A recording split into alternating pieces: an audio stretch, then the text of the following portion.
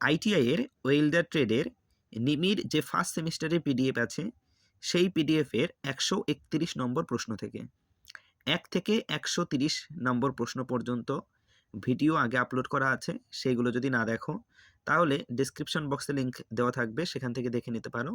এছাড়া আমি এই ভিডিও শেষে লিঙ্ক দিয়ে দেবো বা প্লেলিস্ট দিয়ে দেবো, সেখান থেকেও দেখে নিতে পারো। তো আজকে শুরু করছি প্রশ্ন নম্বর 131 থেকে। What type of edge preparation is needed for gas welding a pipe with wall thickness 6 mm? অর্থাৎ এর বাংলা হচ্ছে 6 mm ওয়াল থিকনেস বিশিষ্ট একটি পাইপকে গ্যাস ওয়েল্ডিং করার সময় আমরা যে এজ প্রিপারেশন করব সেইটা কোন ধরনের এজ প্রিপারেশন করব। অপশন আছে এ বি সি ডি করে, এর মধ্যে সঠিক উত্তর হবে সিঙ্গেল ভি। তাহলে অপশন এ উত্তর হলো সিঙ্গেল ভি। 132 নম্বর প্রশ্ন, how many equal divisions should be made while developing A T pipe joint? অর্থাৎ টি পাইপ জয়েন্টের সময় কতগুলো ইকুয়াল ডিভিশন মানে হচ্ছে সমান বিভাজন।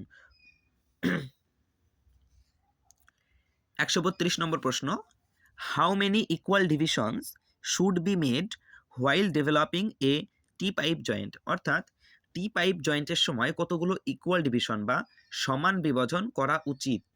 এখানে ইকুয়াল ডিভিশন বা সমান বিভাজন মানে আমরা যখন টি পাইপ জয়েন্ট করি তখন পাইপটিকে যখন টি শেপে আনবো কেটে, তার আগে আমরা কি করি, খাতায় একটা বা যে কোনো একটা জায়গায় একটা পেজের ওপরে ড্রয়িং করে নিই সেটাকে, এবং সেই ড্রয়িং করার পরে সেইটা আমরা ওই পাইপের ওপর রেখে সেই ড্রয়িং অনুযায়ী কেটে নিই এবং তারপরে টি পাইপ জয়েন্ট করি। এই যে ড্রয়িংটা করি সেই ড্রয়িংটার সময় আমাদের 12টা একদম ডিভিশনে ভাগ করা হয়। একটা লাইন আছে 12টা কলাম আছে, সেই কলামগুলো হয় 12টা। তাহলে এখানে সঠিক উত্তর হবে অপশন ডি 12 ইকুয়াল ডিভিশনস। 133 নম্বর প্রশ্ন, what is the name of small metal particles which are thrown out of the arc during welding? অর্থাৎ ওয়েল্ডিংয়ের সময়ে আর্কের সাথে কি হয়, ধাতুর ছোট ছোট কণা ছিটকে বেরিয়ে আসে। এই ধাতুর ছোট ছোট এই কণাগুলোকে কি বলা হয়? ধাতুর এই ছোট ছোট কণাগুলোকে বলা হয় স্প্যাটার। তাহলে অপশন বি উত্তর হবে স্প্যাটার। 134 নম্বর প্রশ্ন, how the construction of A nozzle for going is identified? অর্থাৎ গোয়িংয়ের জন্য আমরা কিভাবে নজেল আইডেন্টিফাই করব যে এই নজেলটা আমরা ব্যবহার করলে গোয়িংটা সুন্দর হবে। গোয়িং মানে কি? গোয়িং মানে হচ্ছে ধরো একটা মেটাল আছে, সেই মেটালে আমরা খাদ সৃষ্টি করব, সেভাবে সেই মেটালের ওপরে থেকে আমরা কিছুটা মেটাল উঠিয়ে নেব বা গর্ত সৃষ্টি করব। এই প্রক্রিয়াটাকে বলা হয় গোয়িং। এবং এর ফলে আমরা যে নজেলটা ব্যবহার করব সেটা কিসের উপর নির্ভর করবে? যে নজেলটা ব্যবহার করব সেই নজেলটা কীরকম হবে? সেই নজেলটা হবে স্লাইটলি বেন্ট নজেল। মানে বেন্ট মানে হচ্ছে বাঁকা, একটু নজেলটা হবে একটু বাঁকা, with circular pre heating 6 holes. এবং যে হোলস থাকবে, গর্ত থাকবে সেই নজেলে 6টা গর্ত থাকবে। 6 হোলস মানে 6টা গর্ত থাকবে সেই নজেলে। চলো এবার 135 নম্বর প্রশ্ন দেখে নিই। 135 নম্বর প্রশ্ন, what does the 4th digit indicate as per AWS electrode coding? আমরা দেখেছি ইলেকট্রোড যে রড হয় সেই রডে কোডিং দেওয়া থাকে, যাকে বলা হয় AWS ইলেকট্রোড কোডিং। এই যে কোডিংটা দেওয়া থাকে, এই কোডিংয়ে যে 4th ডিজিটটা থাকে সেই 4th ডিজিটটা কি ইন্ডিকেট করে? আচ্ছা, 4th ডিজিটটা কি ইন্ডিকেট করে? উত্তর হবে টাইপ অফ ফ্লাক্স কোটিং। কি হবে? Type of flux coating. মানে সেই ইলেকট্রোডের ওপরে কোন ধরনের ফ্লাক্স দেওয়া আছে, কোন ধরনের ফ্লাক্সের কোটিং দেওয়া আছে। বিভিন্ন ধাতুর ফ্লাক্স কোটিং দেওয়া থাকে। কেন কোটিং দেওয়া থাকে? এই কোটিং দেওয়ার কারণ সেই ধাতুটাকে যখন আমরা ওয়েল্ডিং করি তখন, মানে কোনো একটা মেটালকে আমরা ওয়েল্ডিং করছি তখন ওই মেটালকে অক্সিডাইজেশনের হাত থেকে রক্ষা করে। 136 নম্বর প্রশ্ন, what is the bevel angle for pipe welding but joint if wall thickness is more than 5 mm? অর্থাৎ কোনো পাইপের ওয়াল থিকনেস যদি 5 mm এর বেশি হয় তাহলে সেই পাইপের ওপর আমরা যে বেভেল অ্যাঙ্গেল করব সেই বেভেল অ্যাঙ্গেলটা কত ডিগ্রি কোণে হবে? উত্তর হবে 75 ডিগ্রি, 75 ডিগ্রি। 137 নম্বর প্রশ্ন, which type of stainless steel is weldable? মানে কোন ধরনের স্টেনলেস স্টিল ওয়েল্ডিংয়ের যোগ্য? উত্তর হবে ফেরাইট টাইপ। কি? Ferrite type. 138 নম্বর প্রশ্ন, what is the preheating temperature of cast iron? অর্থাৎ কাস্ট আয়রনে যে প্রি হিটিং টেম্পারেচার থাকে, সেই প্রি হিটিং টেম্পারেচারটা কত? সেই প্রি হিটিং টেম্পারেচার হচ্ছে 200 থেকে 310 ডিগ্রি সেন্টিগ্রেড। প্রি হিটিং মানে কি? ওয়েল্ডিংয়ের আগে যে আমরা তাপ দিয়ে নিই সেটাকে বলা হয় প্রি হিটিং। প্রি মানে হচ্ছে পূর্ব, পূর্ব মানে হচ্ছে আগে, আগের তাপ। 139 নম্বর প্রশ্ন, what is root run? Root run কি জিনিস? রুট রান, রুট আগে কাকে বলে তাই জেনে নিই। দেখো এখানে ছবিটা এঁকে দিয়েছি। এই ধরো একটা মেটাল, এটা একটা মেটাল, এটা একটা মেটাল। এই দুটো মেটালকে যখন আমরা ওয়েল্ডিং করব, তখন এই যে গ্যাপটা রয়েছে নিচে, এই গ্যাপটাকে বলা হয় রুট গ্যাপ। কি বলে? এই গ্যাপটাকে বলা হয় রুট গ্যাপ। আমরা ওয়েল্ডিং করার সময় প্রথমে এই জায়গাটাকে করব, এই রুটের এই জায়গাটাকে ওয়েল্ডিং করব প্রথম ধাপে, তারপরে এইখানে ওয়েল্ডিং করব, তারপরে ওপরের দিকটা মানে যে সারফেস থাকবে সেই ওপরের দিকটা ওয়েল্ডিং করব ধাপে ধাপে। প্রথমে এখানে, তারপরে এখানে, তারপরে এখানে। তাহলে প্রথমে আমরা কি করছি? রুট, যে রুট আছে সেই রুটে আমরা ওয়েল্ডিং করেছি। তাহলে ফার্স্ট রান কোথায়? আমরা রুটে টানছি। তাহলে এখানে সঠিক উত্তর কি হবে? সঠিক উত্তর হবে the first run is root run. ঠিক আছে, চলো এরপরে 140 নম্বর প্রশ্ন দেখে নিই। What do you call the non coated electrodes? Non coated ইলেকট্রোডসকে আমরা কি বলে থাকি, মানে সেটাকে আর কি বলে রাখা হয়ে থাকে? দেখো, ইলেকট্রোড সাধারণত 3 ধরনের হয়। একটা হচ্ছে কার্বন ইলেকট্রোড, একটা হচ্ছে ফ্লাক্স কোটেড ইলেকট্রোড, আর একটা হচ্ছে বেয়ার ইলেকট্রোড। এইখানে যে ইলেকট্রোডের কথা বলেছে সেটা বলেছে নন কোটেড ইলেকট্রোড, মানে তার উপরে কোনো কোটেড থাকবে না। এই ধরনের ইলেকট্রোডকে বলা হয় বেয়ার ইলেকট্রোড। 141 নম্বর প্রশ্ন, how is the electrode size identified? কিভাবে ইলেকট্রোডের সাইজ আইডেন্টিফাই করা হয়? আমরা ইলেকট্রোড যে বলবো এটা এত এমএম এর ইলেকট্রোড, এটা এত এমএম এর, সেটা আমরা কিভাবে বলবো? সাপোজ ধরে নাও আমি এখানে একটা ইলেকট্রোডের মতন ছবি এঁকেছি। এই যে ইলেকট্রোড, ধরো এটা ইলেকট্রোড, ঠিক আছে? দেখো প্রথমে অংশটা একটু সরু আছে, তারপর এখান থেকে মোটা হয়ে গেছে, ঠিক আছে? এই মোটা অংশটা কেন হয়েছে? এখানে মোটা হয়েছে কেন?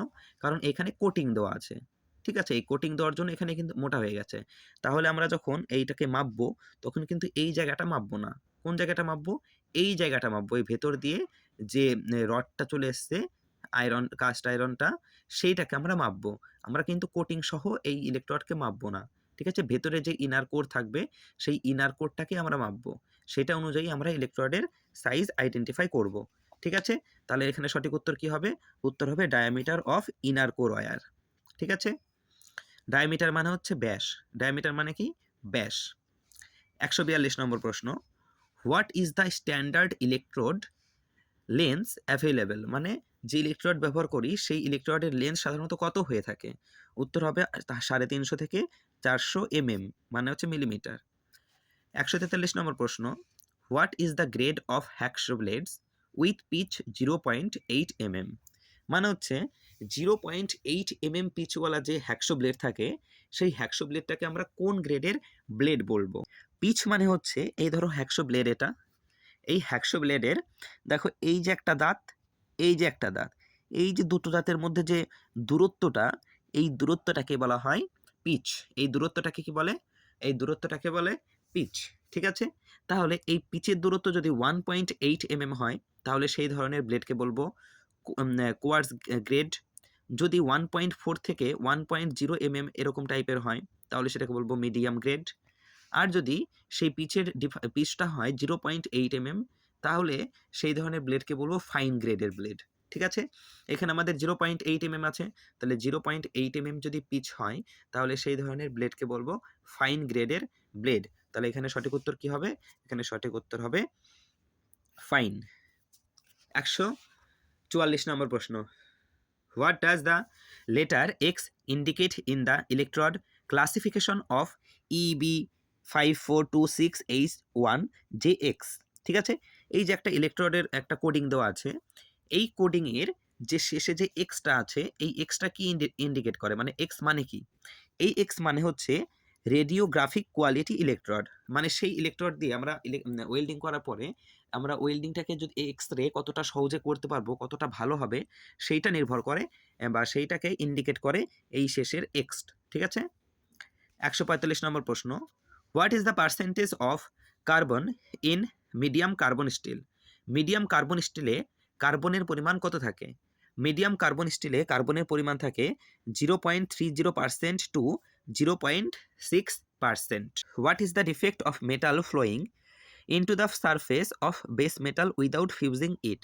অর্থাৎ দেখো, বেস মেটাল মানে হচ্ছে যে মেটালটাকে আমরা ওয়েল্ডিং করছি। ধরো সাপোজ এখানে দুটো মেটাল আছে, এই দুটো মেটালকে আমরা এখানে ওয়েল্ডিং করছি। ওয়েল্ডিং করতে করতে যে ফিউশন হচ্ছে, গলন হচ্ছে, সেটা এখানে ওয়েল্ডিং করতে করতে এখান দিয়ে উপর দিয়ে উঠে গেল। ঠিক আছে, তাহলে ফিউশনটা অতিরিক্ত হয়ে গেল। তাহলে এটাকে কি বলা হয়? এটাকে বলা হয় ওভারল্যাপ। ঠিক আছে। 147 নম্বর প্রশ্ন। 147 নম্বর প্রশ্ন হচ্ছে, what is the type of welding defect শোন ইন গিভেন ফিগার? এই যে নিচে ছবি দিয়েছে, এই ছবিতে কোন ধরনের ডিফেক্ট দেখা দিয়েছে? দেখো যে ছবিটা রয়েছে, এই ছবিতে দেখো যে ওয়েল্ডিং করেছে, এই জায়গায় দেখো ফাঁকা ফাঁকা রয়ে গেছে বা ক্র্যাক হয়ে গেছে এই জায়গাটা। তাহলে এইটাকে কি ধরনের ডিফেক্ট বলা হয়? এটাকে বলা হয় ক্র্যাক।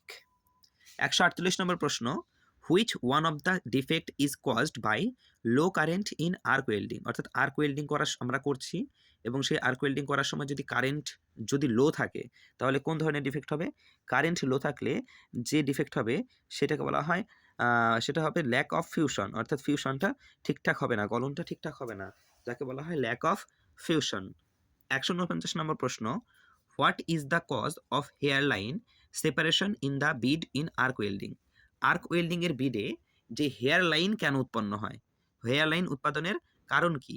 দেখো, যদি আমরা একটা মেটালকে ওয়েল্ডিং করেছি, এবং ওয়েল্ডিং করার সাথে সাথে ওয়েল্ডিং করা শেষ হয়েছে, এবং সাথে সাথে সেটাকে যদি আমরা ঠান্ডা করি বা জলের মধ্যে ঠান্ডা করি কীভাবে? জলের মধ্যে ডুবিয়ে দিই।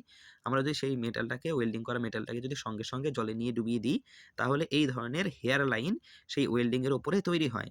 ঠিক আছে, এটা একটা ডিফেক্ট। তাহলে উত্তর হবে কি? Fast cooling. 150 নম্বর প্রশ্ন, what is the name of the steel material which are not weldable? অর্থাৎ কোন ধরনের স্টিল ম্যাটেরিয়াল নট ওয়েল্ডেবল মানে ওয়েল্ডিংয়ের যোগ্য নয়, কোন ধরনের স্টিল?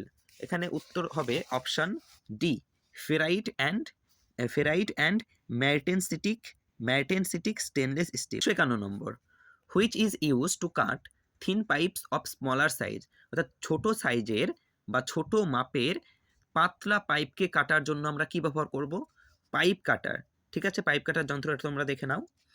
112 নম্বর প্রশ্ন, what is the base for selecting the nozzle size for gas welding of A pipe? আবার বলছি, what is the base for selecting the nozzle size for gas welding of A pipe? অর্থাৎ একটা পাইপকে আমরা gas welding করব। Gas welding করার সময় আমরা কি গ্যাস ওয়েল্ডিং যে ব্লো পাইপ, সেখানে আমরা নজেল সেট করব। সেই যে নজেল সেট করব, সেই নজেলটা কিসের উপর নির্ভর করবে? নজেলের বিভিন্ন ধরনের সাইজ হয়ে থাকে। এবার আমরা কোন সাইজের নজেল ব্যবহার করব, সেটা কিসের উপর নির্ভর করবে? সেটা হবে পাইপের ওয়াল থিকনেসের উপর নির্ভর করবে। সেই পাইপটা কতটা পুরু বা কতটা মোটা, তার উপরে কিন্তু নজেলের সাইজ নির্ভর করবে। সেই অনুযায়ী আমরা নজেল লাগাবো। 153 নম্বর প্রশ্ন, which type of filler rod shall contain higher percentage of iron? অর্থাৎ কোন ধরনের ফিলার রডে লোহার পরিমাণ বেশি থাকে? উত্তর হবে ফেরাস। ফেরাস টাইপের যে ইলেকট্রোড হয়, সেই ধরনের ফিলার রড হয়, সেই ধরনের ফিলার রডে কিন্তু লোহার পরিমাণ বেশি থাকে। 154 নম্বর, অর্থাৎ আজকের ভিডিওর শেষ প্রশ্ন, what is the process of heating steel to specific temperature and cooling suddenly? অর্থাৎ একটা স্টিলকে নির্দিষ্ট তাপমাত্রায় হিট করা এবং হঠাৎ করে যে ঠান্ডা করার প্রক্রিয়া, সেই প্রক্রিয়াটাকে কি বলা হয়? সেই প্রক্রিয়াকে বলা হয় কুইঞ্চিং। কি বললাম? কুইঞ্চিং। এর ফলে কি হয়? এর ফলে কিন্তু স্টিলটা অনেকটা স্ট্রং হয়ে যায়, অনেকটা কঠিন হয়ে যায়। ঠিক আছে, শক্ত হয় অনেকটা এর ফলে, এই প্রক্রিয়ার ফলে। তাহলে আজকে এই 154 নম্বর প্রশ্ন পর্যন্তই থাকুক। এরপরের ভিডিওতে 155 থেকে শুরু করা যাবে। আর তোমরা অবশ্যই আগের ভিডিওটা দেখে নিও, আর এই ভিডিওটা কেমন হয়েছে জানিও। ভিডিওটা লাইক করো এবং চ্যানেলটিকে অবশ্যই সাবস্ক্রাইব করো। Thanks for watching.